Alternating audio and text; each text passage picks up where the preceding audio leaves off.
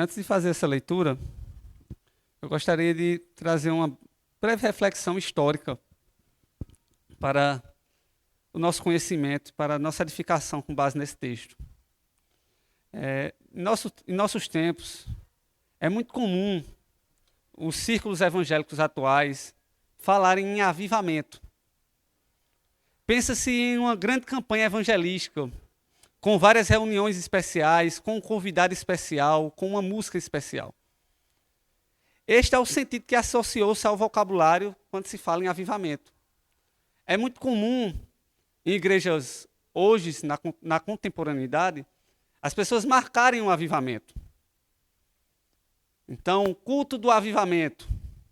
E aí se chama um pregador de fora, de outro lugar, se faz um culto, mobiliza, convida outras igrejas, e ali é como se houvesse um avivamento. Essa ideia, ela surge no século XIX, com as grandes campanhas evangelísticas de Charles Finney. E Finney, ele traz essa ideia que o avivamento ele pode ser criado pelo homem. Então, se perde a ideia da dependência de Deus para gerar o avivamento, mas agora o avivamento vai ser fabricado pelos homens. E aí os homens eles podem marcar a data, podem agendar o dia, e Deus é obrigado a se comparecer e agir naquele momento. Essa é a ideia que se traz a partir de Charles Finney no século XIX, para o que se diz avivamento. Então as pessoas têm esse entendimento que o avivamento é algo que é marcado, que é feito, e que Deus vai se sujeitar à vontade do homem em realizar aquilo. Para outros, e também nesse sentido, muitas pessoas dizem que avivamento seria um borbulhar de entusiasmos, de emoções dentro da igreja. Um cantar empolgante, um louvor diferente. Até mesmo um tipo de histeria emocional seriam sinais de um avivamento. É interessante que essa ideia de Charles Finney ela vai se modificando, mas cada vez para o pior. No século XX, a ideia de avivamento se dar também por essas campanhas marcadas, mas agora também por sinais e maravilhas. Então, além de Deus ser obrigado a comparecer, Deus agora é obrigado a realizar sinais e maravilhas, diante de uma data escolhida pelo ser humano. Então, esse conceito de avivamento ele vem sendo deturpado e trazendo uma ideia pragmática. É como o conceito também levantado por Charles Finney de aceitar Jesus. Então, o que a pessoa precisa fazer é simplesmente vir à frente e aceitar a Jesus. E aí, no final do culto do avivamento, tal culto do avivamento, o pregador chega e diz: hoje eu ganhei tantas almas para Deus. Tantas almas foram ganhas para Deus. No entanto, o que se observa historicamente é que quando chega o outro dia, esse avivamento durou apenas aqueles minutos, aqueles 60 minutos, 2 horas, ali se foi. Muitos dos que vão ali à frente nunca mais voltam. E esse é um conceito errado, um conceito totalmente pragmático, que é dito sobre avivamento em nossos tempos. Avivamento não é isso. E hoje nós vamos ver pelas Escrituras o que é um verdadeiro avivamento.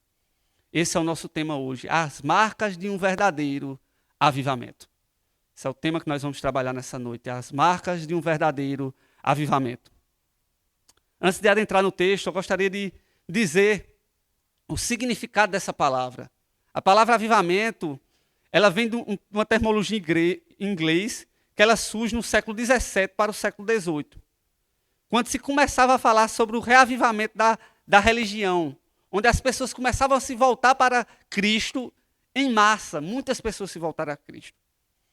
Embora o vocabulário fosse novo, aqueles que endossavam e entendiam claramente a doutrina, eles viam que havia, de fato, as Escrituras de fato falam sobre avivamento. De fato, a Igreja de Cristo ela passa por avivamentos. E é por isso que nessa noite nós vamos trabalhar as marcas de um verdadeiro avivamento. Observe comigo Jonas 3, do verso 6 ao 10, que diz assim: chegou esta notícia ao rei de Nínive. Ele levantou-se do seu trono, tirou-se de si as vestes reais, cobriu-se de pano de saco e assentou-se sobre a cinza. E fez-se proclamar e divulgar em Nínive por mandamento do rei e seus grandes, nem homens, nem animais, nem bois, nem ovelhas, provem coisa alguma, nem os levem ao pasto, nem bebam água. Mas sejam cobertos de pano de saco, tanto os homens como os animais, e clamarão fortemente a Deus, e se converterão, cada um do seu mau caminho e da violência que há nas suas mãos. Quem sabe se voltará a Deus e se arrependerá e se apartará do furor de sua ira, de sorte que não perecemos? Viu Deus o que fizeram, como se converteram do seu mau caminho, e Deus se arrependeu do mal que tinha dito lhes faria e não o fez. Curva sua cabeça nesse momento, vamos orar. Senhor Deus, eterno Pai, Pai, nós estamos diante da Tua palavra, Senhor. E nós pedimos, Senhor, que o Senhor fale conosco. A Tua palavra detém todo o poder, ó Deus. Que nesse momento nós possamos se sujeitar a ela. Que o Senhor possa iluminar a minha mente, a mente dos irmãos que estão ouvindo. E que a Tua palavra possa edificar nossas vidas. Porque sobre a Tua palavra, Senhor, é que a Tua igreja é edificada. É assim que nós te oramos e te agradecemos em nome de Cristo Jesus. Amém e amém. Irmãos, nós estamos aqui, diante desse texto, como nós vimos nas semanas anteriores, diante de um homem que não queria levar a mensagem de Deus para os ninivitas.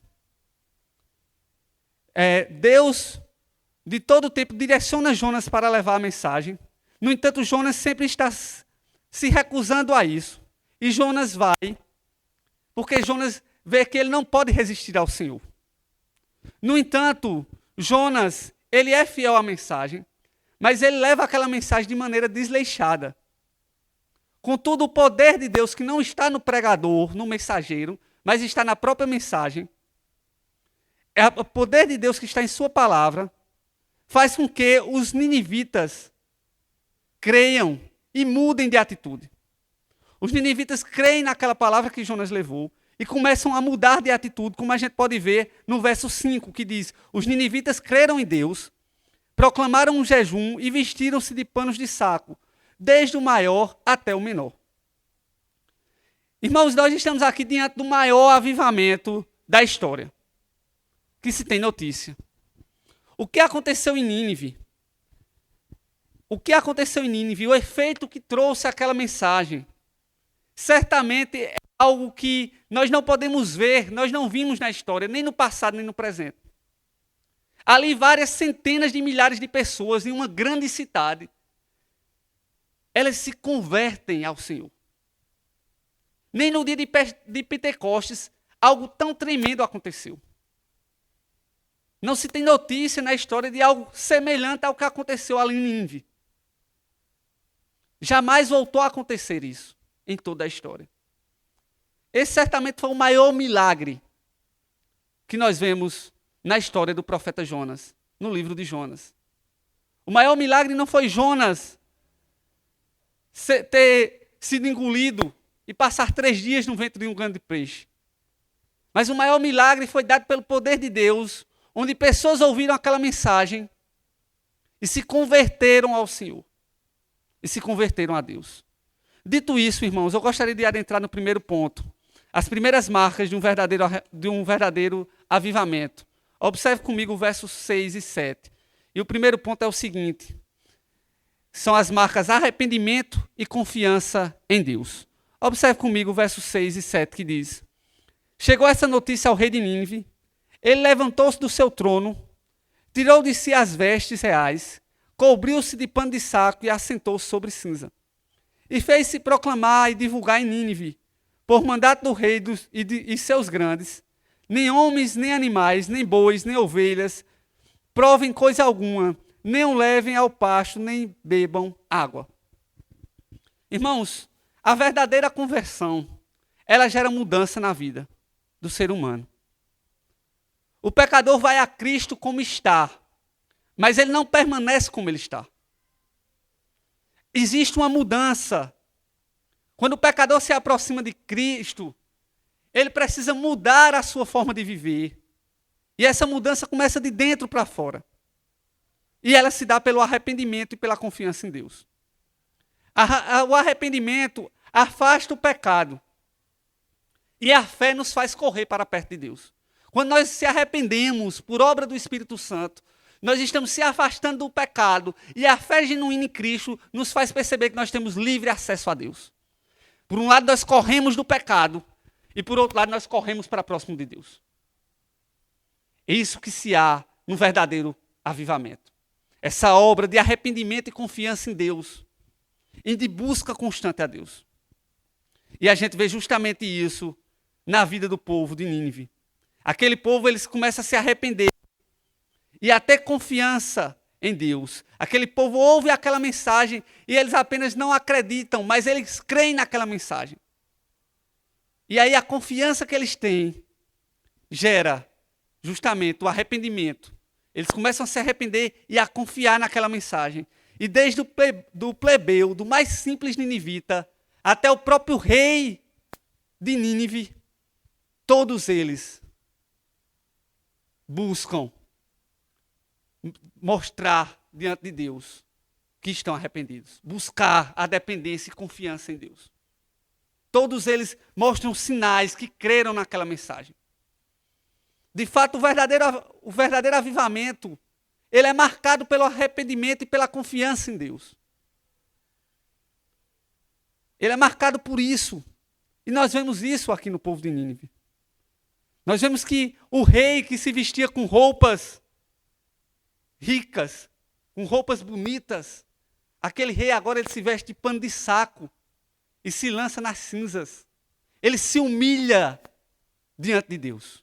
Ele se arrepende dos seus pecados diante de Deus.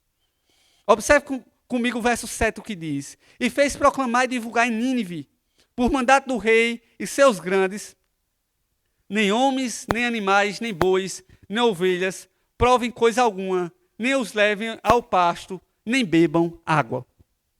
Irmãos, no mundo antigo, este era um meio comum de se expressar tristeza, humildade e penitência. No mundo antigo, quando o povo estava com uma tristeza, eles se humilhavam e eles praticavam esse jejum que até os seus animais eles privavam de comida e bebida. E nós vemos justamente isso acontecendo aqui. Esse povo se arrepende como resposta que creram na palavra de Deus. Os ninivitas, eles se vestem de panos de saco. Os ninivitas agora, eles param de comer. Eles param de beber e eles proclamam o jejum. É proclamado pelo próprio rei e pelos grandes, toda a sociedade de Nínive. Estão ali agora em prantos diante do Senhor. Estão agora ali se humilhando diante de Deus. Do menor ao maior. Do mais rico ao mais pobre. Todos agora estão na mesma situação. Se arrependendo. E tendo confiança em Deus. E pedindo pela misericórdia de Deus sobre eles. É isso que aquele povo está fazendo. Isso não é uma obra, irmãos, produzida pelos homens. Isso não é uma obra produzida pelo um fundo musical. Isso não é uma obra produzida pelos gritos ou pela mudança de voz do pregador. Isso não é uma obra produzida pelo ser humano, mas isso é uma obra produzida pelo poder da palavra de Deus. Isso é produzido pelo poder da palavra de Deus. Como eu falei semana passada, Jonas era o pior de todos os pregadores. Ele não queria estar ali, ele fez de mau jeito. Mas o poder estava na palavra de Deus. E gera o maior de todos os avivamentos. Uma cidade inteira, onde milhares, centenas de pessoas se convertem e se arrependem diante de Deus. O avivamento ele é marcado por arrependimento e confiança em Deus. Hoje não vemos muito disso. Hoje, na atualidade, nós vemos muito pessoas que dizem, Deus vai lhe dar isso, Deus vai fazer aquilo. Eu declaro, como se Deus fosse obrigado a fazer algo para os homens. Diante do verdadeiro avivamento, é os homens que reconhecem sua dependência e miserabilidade diante de um grande Deus.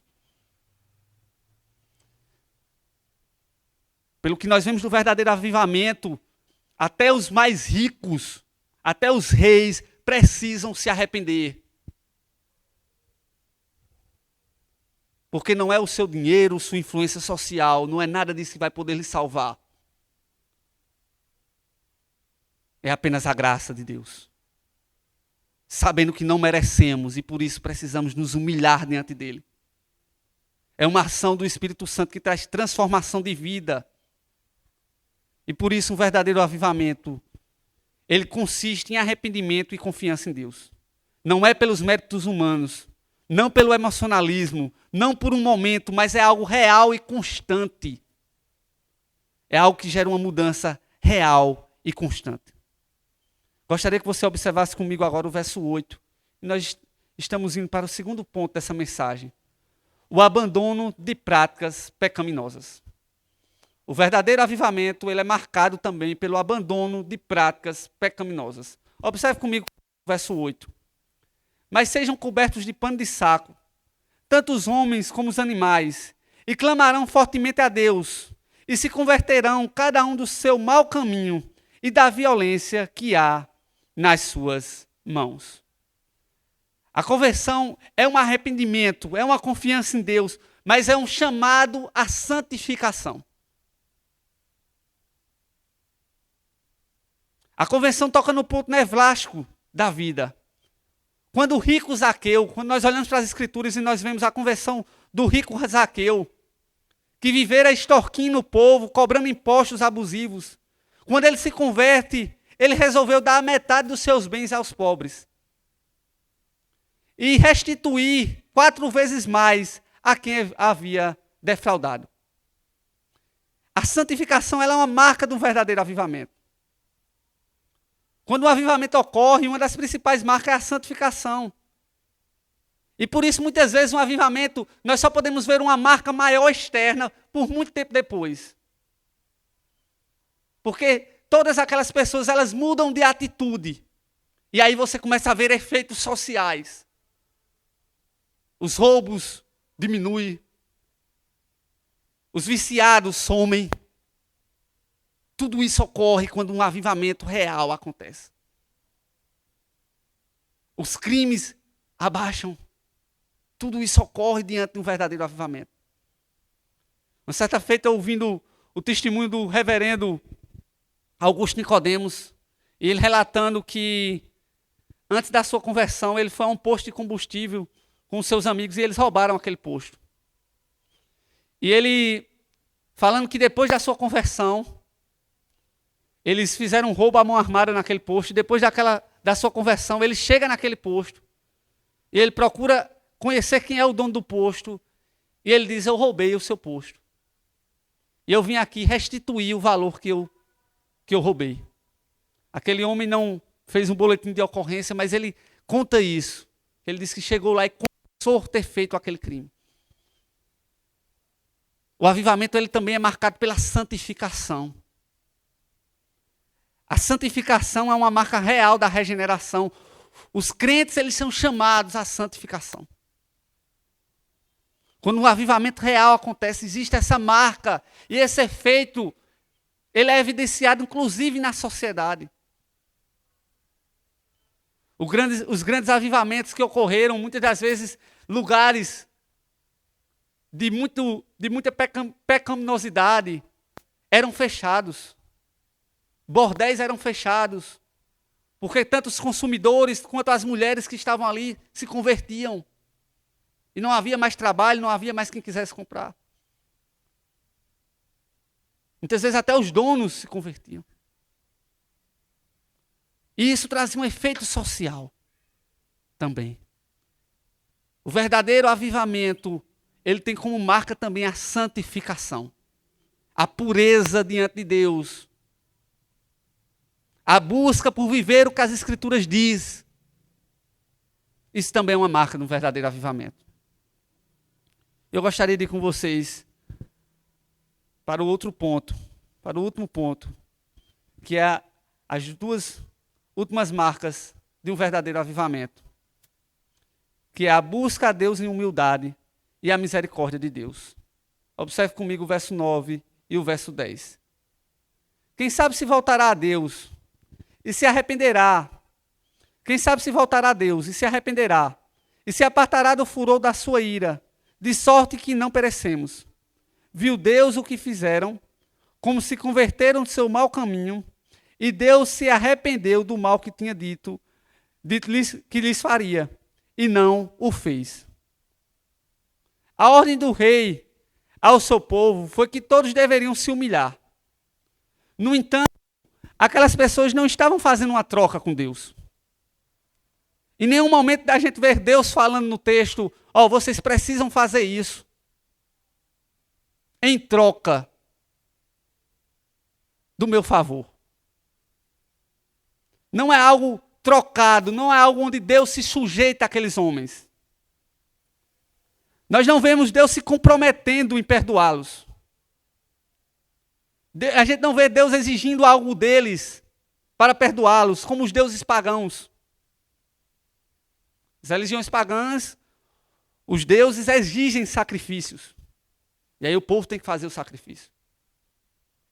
A gente vê muito isso em nossa cultura atual, nas religiões afros. Exigindo os sacrifícios. E aí aquelas pessoas são obrigadas a fazer aquele sacrifício. No entanto, diante disso, nós não vemos nenhuma exigência do Deus real. Deus, ele não exige nada daqueles homens.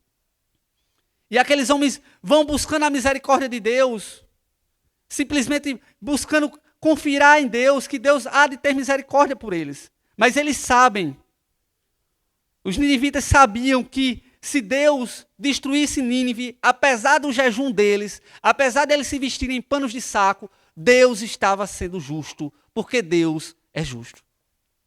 Eles sabiam disso. Eles sabiam que apesar daquela busca, eles não mereciam. Mesmo fazendo aquilo, eles não mereciam. Porque a salvação não é uma troca. Eu faço isso e Deus me salva. Eu não faço e Deus tira meu nome da salvação, do livro da vida. Não é isso. A Bíblia não ensina isso. Precisamos entender. Aqueles homens, eles se submetem a Deus, mas sabendo que mesmo diante daquilo, se Deus subvertisse a cidade, Deus estava certo, Deus é justo, porque eles haviam pecado contra Deus, eles estavam ferindo a santidade de Deus. E eles sabiam disso. No entanto, eles são humildes diante do Senhor. Eles buscam ao Senhor em humildade. O pecador, ele não tem nada a exigir de Deus, mas a suplicar. Uma pessoa convertida, ela é revestida de humildade e não de arrogância. Nós não podemos exigir nada de Deus. Muito pelo contrário. Nós temos que buscar o favor de Deus. E se Deus se fizer benevolente pela sua graça, nós receberemos esse favor. Nós não temos uma posição de exigir nada de Deus. E é justamente isso que os ninivitas entendem. Quem sabe se voltará a Deus, e se arrependerá, e se apartará do furor da sua ira, de sorte que não pereçamos. Eles estavam em humildade. Ora, se Deus nos fazer perecer, Ele está sendo justo, eles sabiam disso. Mas eles buscam em humildade. E muitas das vezes as pessoas querem buscar a Deus, não com humildade, que é uma evidência de uma conversão genuína, é evidência de uma marca de um verdadeiro avivamento. Mas as pessoas querem buscar a Deus com arrogância. Tem que ser do meu jeito, tem que ser como eu quero. Eu determino. Ora, você não é capaz de determinar coisas simples da sua vida. Quanto mais a ação de um Deus soberano. E é justamente nós vemos aqui a marca de um verdadeiro arrependimento, de um verdadeiro avivamento, é a humildade diante de Deus. Aquele povo é humilde diante de Deus. E eles sabem, se Deus nos julgar, Ele está certo. Mas vamos nos humilhar diante dEle. Quem sabe o seu furor passará. Quem sabe a sua ira passará, se apartará. E nós vemos também a última marca de um verdadeiro avivamento, a misericórdia de Deus. Observe comigo o verso 10. Viu Deus o que fizeram, como se converteram do seu mau caminho, E Deus se arrependeu do mal que tinha dito que lhes faria, e não o fez. Irmãos, mesmo Deus vendo o pecado daquele povo, mesmo Deus vendo a iniquidade daquele povo, Deus, ele olha para o arrependimento daquele povo. Deus não despreza um coração quebrantado. Onde há um sinal de arrependimento genuíno, há oferta de perdão. Onde chega o choro pelo pecado, ouve-se a canção da salvação. Jonas, ele poderia ser uma pessoa insensível diante dos ninivitas, quando anunciava a destruição. Mas o seu Deus não era. O seu Deus tinha misericórdia. E Deus, diante daquele povo, está em arrependimento, em dependência dele, em humildade. Deus é favoroso para com aquele povo. Deus se alegra com o arrependimento daquele povo. Nós vemos aqui que a graça de Deus sobre aquele povo não era algo exclusivo para Israel, mas era algo que iria para as nações.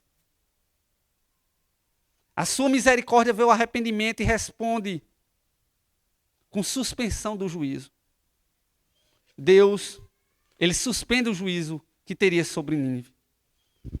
Um ponto importante aqui para nós analisarmos, irmãos, é que diz, e Deus se arrependeu do mal que tinha dito que lhes faria e não fez. De fato, Deus não se arrepende como nós, seres humanos, se arrependemos. Pois Deus não peca e Deus não erra, então ele não tem do que se arrepender. Ele é santo.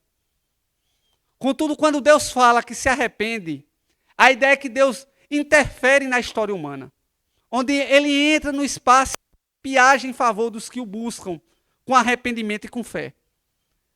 Na Bíblia nós vemos algumas linguagens assim, pois nós vemos expressão de como Deus age em nosso favor, de uma maneira que nós possamos entender. Por exemplo, nós vemos muito do antropomorfismo, ou seja, quando Deus toma atitudes humanas. A gente vê no texto bíblico dizendo, a mão do Senhor está sobre nós. Deus é espírito, Deus não tem mão. Mas quando diz que a mão do Senhor está sobre nós, é para que nós entendamos que nós estamos debaixo do cuidado do Senhor. A palavra de Deus diz, os olhos do Senhor estão abertos sobre toda a terra. Deus não tem olho. Deus é espírito. Mas quando o texto bíblico se refere a isso, é para dizer que Deus tem o controle de todas as coisas e ver todas as coisas. De uma maneira que nós possamos entender. Então, da mesma forma do antropomorfismo, a Bíblia também nos apresenta o antropapismo, onde a Bíblia se utiliza de linguagens, onde nossas emoções humanas, são caracterizadas para expressar a ação de Deus. Como ira, arrependimento, tristeza. Deus, ele é imutável. E mais uma vez dizendo, ele não se arrependeu como nós se arrependemos. Em seu plano já estava decretado salvar os ninivitas. Nós podemos ver isso no verso 3, quando diz na parte B, ora, Nínive era cidade muito importante diante de Deus. Quando diz que Nínive era uma cidade importante diante de Deus, é que Deus já desejava salvar aquelas pessoas. Então a ideia aqui é simplesmente caracterizar que Deus, ele age no meio da história. Ele não é um Deus abstrato, que está distante, mas ele é um Deus que ele age no mundo. Que ele entra na história, que ele muda histórias. Ele muda circunstâncias. A ideia aqui é justamente dizer que Deus mudou essa circunstância. Por isso que o termo que Deus se arrependeu, para dizer que Deus mudou aquela circunstância. Os planos de Deus já eram salvar os ninivitas. Contudo, a Bíblia se utiliza dessa linguagem para mostrar a mudança de atitude de Deus em resposta à nossa ação. Quando há conversão, quando há avivamento real, existe uma ação em resposta. E Deus responde a essa ação. Quando o Espírito Santo está agindo verdadeiramente em nossas vidas, quando o Espírito Santo está agindo verdadeiramente no meio da comunidade, a comunidade é capacitada a responder com ação. É aquilo que Tiago diz, a fé sem obras ela é morta. Porque a fé genuína ela é mostrada, evidenciada por ação, por mudança de atitude. para o arrependimento. E o arrependimento humano se dá justamente disso, em mudar a atitude. E mudar o local para onde está indo, mudar a direção da vida. Deus não é abstrato, mas Ele é um Deus relacional. É um Deus que está agindo e está em ação constante no tempo e no espaço. Deus, Ele age. Ele age no meio do seu povo. Ele age quando as pessoas o buscam com humildade, com quebrantamento. Quando as pessoas o buscam em arrependimento sincero, em confiança nele. Ele age. Diante disso, irmãos, eu gostaria de trazer 3 breves aplicações. A primeira é que não podemos marcar um avivamento, como nós vemos muito em nosso tempo. Isso nos coloca em uma posição de controle que nós não temos. Nos coloca no lugar de Deus, e esse não é o nosso lugar. Precisamos entender e depender dele. Precisamos ter cuidado com o misticismo e o pragmatismo que cercam o nosso tempo. Onde ideias sutis de presença, ideias sutis e enganosas da presença de Deus são espalhadas por aí. Ideias do emocionalismo e de muitas outras coisas. Muitas das vezes, nesses ambientes, o que está ocorrendo ali é um emocionalismo, de fato, nas menores das hipóteses. E nas maiores é uma apropriação do diabo, de Satanás, para enganar aquelas pessoas. Então não se deixe enganar por isso. Nós não podemos marcar um avivamento. Os ninivitas não marcaram um avivamento. Mas é Deus quando Ele quer, na hora que quer e como Ele quer. O maior avivamento da história foi pelo pior pregador. Para mostrar justamente a ação de um grande Deus. A ação de um grande Deus. A gente vê isso recentemente naquela escola nos Estados Unidos, na Universidade de Arkansas. A gente vê justamente isso ocorrendo lá. Aqueles jovens estavam apenas num momento de oração, em intervalos de aula. E o mover de Deus ali durou dias. Isso decepcionou muitos pentecostais e neopentecostais por aí. Porque muitos pegaram voo, inclusive do Brasil, para ir para lá. E quando chegaram lá, não viram aqueles sinais que eles achavam ser um avivamento. Não viram aquilo que eles achavam ser o conceito de avivamento, porque eles tinham ideia que não era bíblica sobre avivamento. O pastor ele não pode marcar um avivamento, a igreja não pode marcar um avivamento. O avivamento é uma obra de Deus tão somente.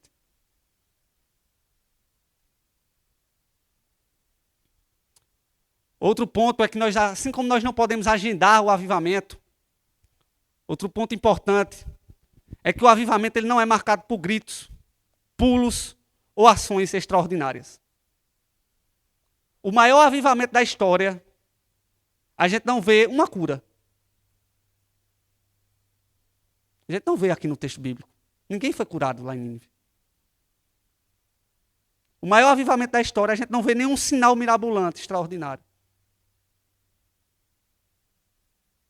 Assim como nós não podemos agendar um avivamento, como eu disse, aquela ideia de Finney, de agendar, trazer um pregador de fora e fabricar um avivamento que é emocionalismo barato, e quanto se não uma ação diabólica,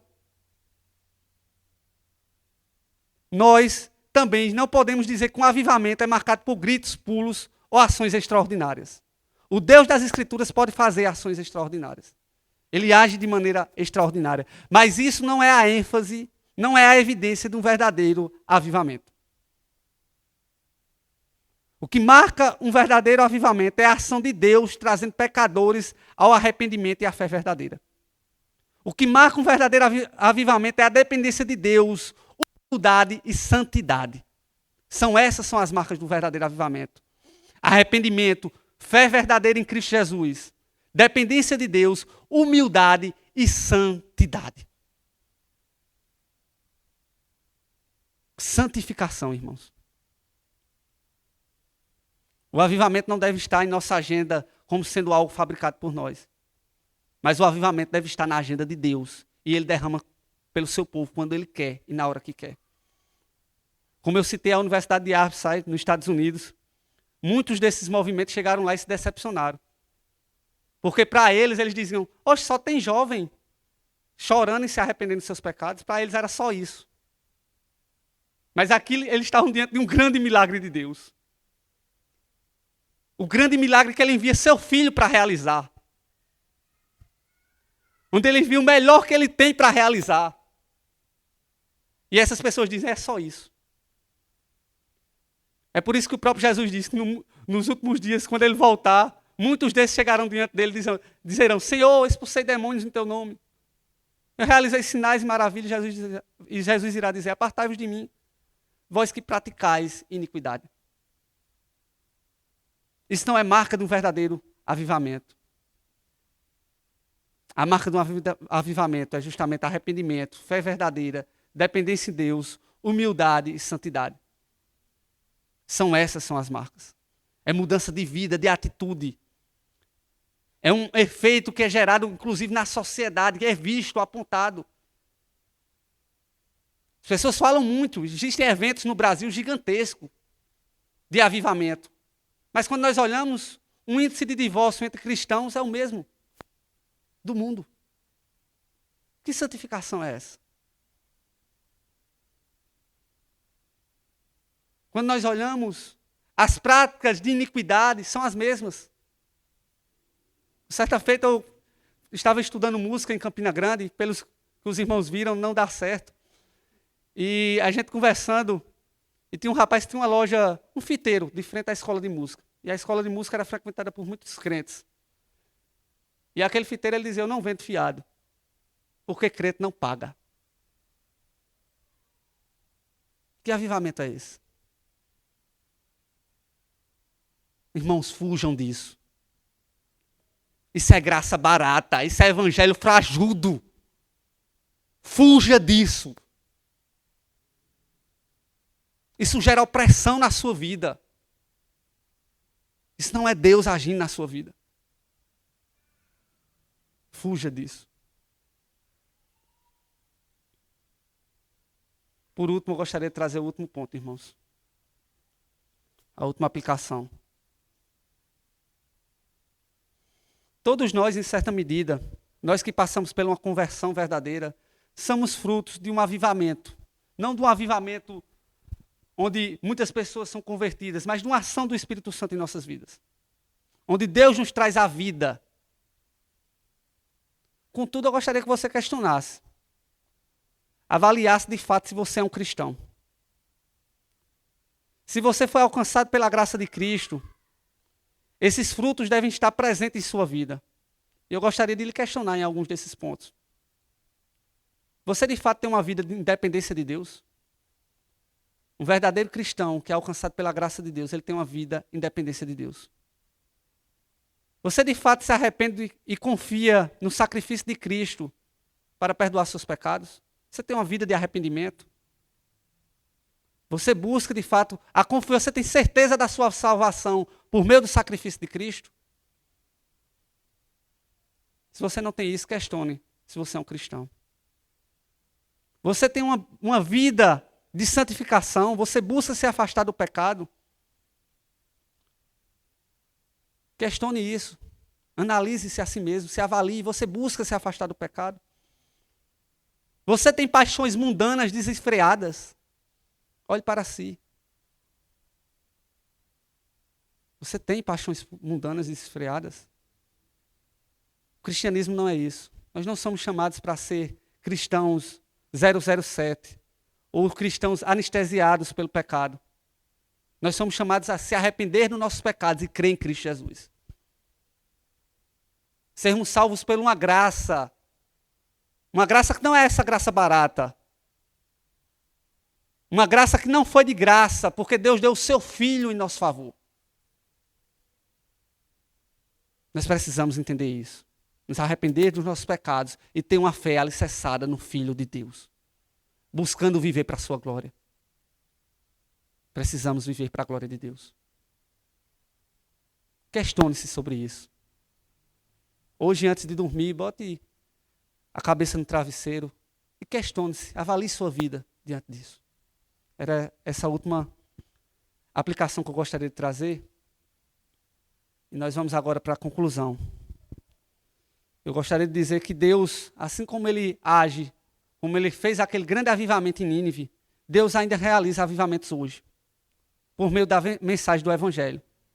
Ele salva as pessoas que vão ao seu Filho Jesus com arrependimento e fé. Jonathan Edwards, um grande pregador, usado por Deus em avivamentos nos Estados Unidos, ele traça uma linha de caracterização de um verdadeiro avivamento. Ele escreve um livro chamado Afeições Religiosas. E nesse livro, por ele ser um instrumento de Deus, em vários avivamentos que aconteceram naquela nação, ele escreve um livro que é chamado Afeições Religiosas, em que ele traça uma linha em que o que é um verdadeiro avivamento, o que é um falso avivamento. Ele traça essa linha. E ele diz o seguinte: num avivamento ou experiência religiosa genuína, o critério principal é este: se quem está no centro das atenções é Deus ou o ser humano.